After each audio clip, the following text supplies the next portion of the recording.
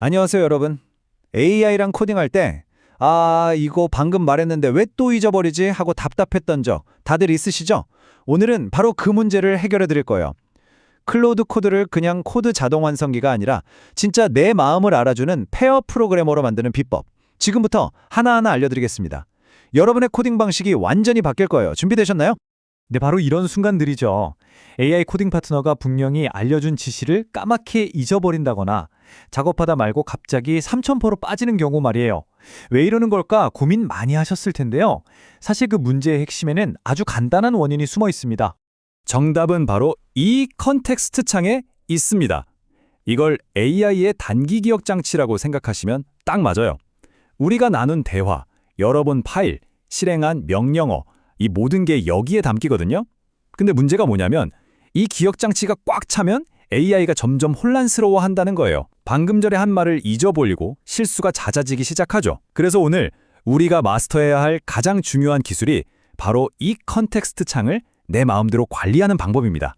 자, 그래서 오늘 우리가 어떤 순서로 이 비법들을 알아볼지 한번 살펴볼게요. 먼저 가장 기본이 되는 핵심 워크플로우부터 시작해서 환경 설정 그리고 세션을 어떻게 관리하는지 알아볼 거고요. 이걸 실제 예시에 적용해보고 더 나아가서 자동화하는 방법까지 쭉 훑어보겠습니다. 좋습니다. 그럼 첫 번째 주제인 핵심 워크플로우로부터 시작해볼까요? 부제처럼 그냥 막 코딩부터 시키는 게 아니라 먼저 탐색하고 계획을 세우고 그 다음에 구현하는 이 순서가 정말 중요합니다. 이 4단계가 모든 것의 기본 틀이라고 보시면 돼요. 첫째, 계획 모드를 사용해서 코드를 직접 건드리지 않고 안전하게 상황을 파악하는 탐색 단계입니다. 둘째, 충분히 탐색했다면 클로디한테 구체적인 실행 계획을 짜달라고 요청하는 거죠. 셋째, 이 계획이 마음에 들 때 바로 그때 일반 모드로 바꿔서 클로드가 코드를 짜게 만드는 겁니다. 그리고 마지막으로 커밋하고 PR 만드는 것까지 시키는 거죠. 여기서 핵심은 탐색과 구현을 철저하게 분리하는 거예요. 이렇게만 해도 AI가 엉뚱한 코드를 막 만들어서 시간 낭비하는 일을 거의 원천적으로 막을 수 있습니다. 자, 이제 클로우드의 성능을 정말 드라마틱하게 끌어올릴 수 있는 제 생각에 가장 중요한 팁입니다. 바로 클로우드가 자기가 한 일이 맞았는지 틀렸는지 스스로 검증할 방법을 주는 거예요. 이 표를 한번 보세요. 그냥 이메일 검증 함수 만들어줘 라고 막연하게 던지는 대신에 이런 테스트 케이스는 통과해야 해. 그리고 다 만들면 꼭 이 테스트를 실행해서 확인해줘 라고 구체적으로 말하는 거죠. 이건 단순히 희망을 확인으로 바꾸는 거예요. 이렇게 하면 클로우드가 훨씬 더 정확하고 우리가 원하는 결과물을 내놓게 됩니다. 자, 다음 단계로 넘어가 볼까요? 이번에는 환경 마스터하기입니다. 매번 대화를 시작할 때마다 같은 규칙을 설명하는 게 아니라 우리 프로젝트만의 규칙을 클로드의 장기 기억 속에 딱 심어두는 방법을 알아볼 겁니다. 시작은 정말 간단해요. 터미널에서 그냥 /init이라고 입력만 하면 됩니다. 그러면 클로드가 지금 열려있는 프로젝트의 구조를 쭉 훑어보고 claude.md라는 파일의 초안을 짠! 하고 만들어줘요. 이게 바로 우리 프로젝트의 규칙을 담을 그릇이 되는 거죠. 이 cload.md 파일은 클라우드가 세션을 시작할 때마다 무조건 읽어보는 아주 중요한 문서예요. 여기에 우리 프로젝트의 규칙을 적어두는 건데요. 자, 여기서 정말 재밌는 포인트는 뭘 넣고 뭘 빼야 하는가입니다.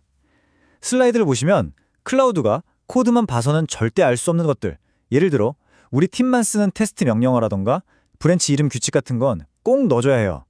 반대로 코드만 봐도 알 수 있는 내용이나 너무 일반적인 프로그래밍 상식 같은 건 과감하게 빼는 게 좋습니다.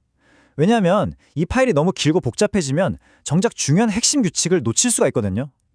간결함이 생명입니다. 그러면 CLAUD랑 SKMLD는 뭐가 다를까요?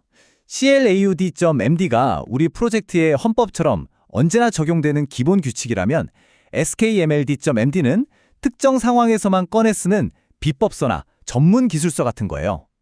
예를 들어 1, 2, 3, 4번 이슈 해결하기처럼 자주 반복되지만 특수한 작업 절차를 SKMLD 파일로 만들어두고 필요할 때만 불러와서 쓰는 거죠.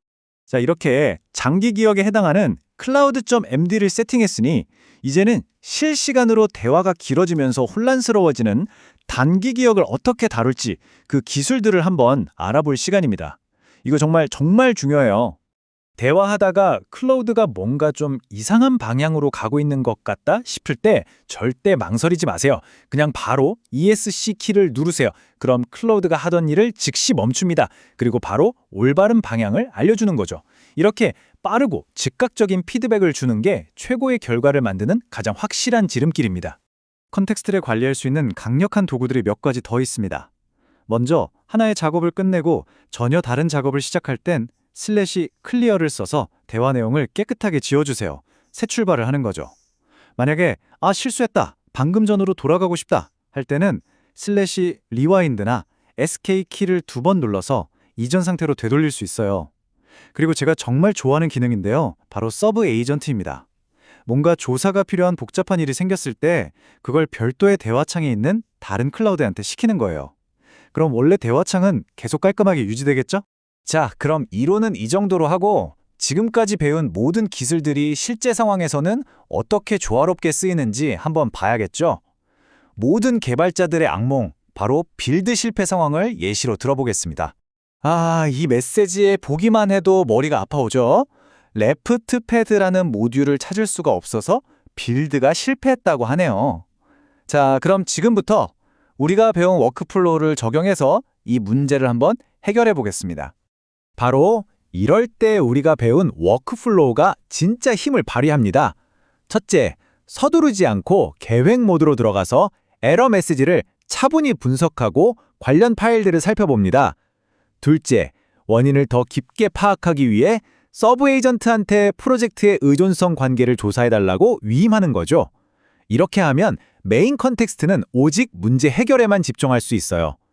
셋째, 조사가 끝나고 원인을 파악했다면 그 계획에 따라서 클로드한테 빠진 의존성을 설치하고 코드를 수정하라고 구현을 지시합니다. 마지막으로 이게 정말 중요하죠. 클로드한테 빌드 명령어를 다시 실행시켜서 문제가 진짜로 해결됐는지 검증까지 시키는 겁니다. 그리고 마침내 우리가 그토록 원했던 이 메시지가 떴습니다. 빌드 성공! 그냥 이것저것 찔러보는 대신 이렇게 체계적으로 접근하는 게 얼마나 강력하고 효율적인지 보여주는 완벽한 예시라고 할 수 있겠네요. 좋습니다. 이제 클로우드 코드를 한 단계 더 높은 차원에서 활용하는 방법을 알아볼 시간입니다. 바로 자동화와 확장에 대한 이야기입니다. 이 슬라이드에 있는 명령어 한 줄이 앞으로 여러분이 작업하는 방식을 완전히 바꿔놓을 수도 있습니다. -p 옵션을 쓰면 우리가 지금까지 했던 것처럼 대화를 주고받는 게 아니라 그냥 스크립트처럼 클라우드를 실행시킬 수 있어요.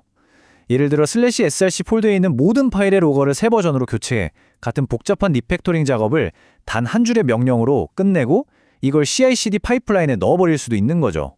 정말 엄청나지 않나요? 물론 AI한테 이런 자율성을 줄 때는 안전이 최우선이죠. 다행히도 우리에겐 두 가지 강력한 안전장치가 있습니다. 첫 번째는 /permission인데요. 이건 일종의 화이트리스트 같은 거예요. git commit이나 npm run lint처럼 우리가 안전하다고 확인한 명령어만 실행할 수 있도록 허용 목록을 만들어주는 거죠. 두 번째는 /sandbox인데 이건 훨씬 더 강력해요. 아예 OS 수준에서 격리된 안전한 놀이터를 만들어주는 겁니다. 클라우드는 그 안에서 뭘 하든 자유롭지만 절대 그 놀이터 밖의 실제 시스템에는 영향을 줄 수 없게 원천적으로 막아버리는 방식이죠. 생산성을 높이는 또 하나의 프로팁은 여러 세션을 동시에 활용하는 겁니다. 예를 들어 A 세션에 있는 클라우드한테는 새로운 기능 구현을 시키는 작성자 역할을 맡기는 거예요. 그리고 동시에 B 세션에서는 완전히 새로운 깨끗한 컨텍스트를 가진 또 다른 클라우드한테 방금 A가 짠 코드를 리뷰해달라고 검토자 역할을 맡기는 거죠. 이렇게 작성자, 검토자 패턴을 사용하면 혼자 작업할 때보다 훨씬 더 높은 퀄리티의 코드를 만들어낼 수 있습니다. 자, 오늘 정말 많은 내용을 다뤘는데요. 이제 여러분이 클로우드 코드 파워 유저가 되기 위해 꼭 기억해야 할 핵심들만 다시 한번 정리해 보겠습니다. 이 5가지 체크리스트만 확실하게 기억하고 실천하셔도 여러분의 생산성은 완전히 달라질 겁니다. 첫째, 클라우드가 스스로 결과를 검증할 수 있도록 테스트 케이스 같은 명확한 기준을 주세요.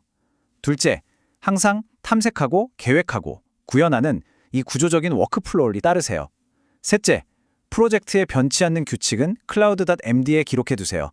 넷째, /클리어나 서브 에이전트 같은 도구로 컨텍스트를 항상 적극적으로 그리고 깔끔하게 관리하세요.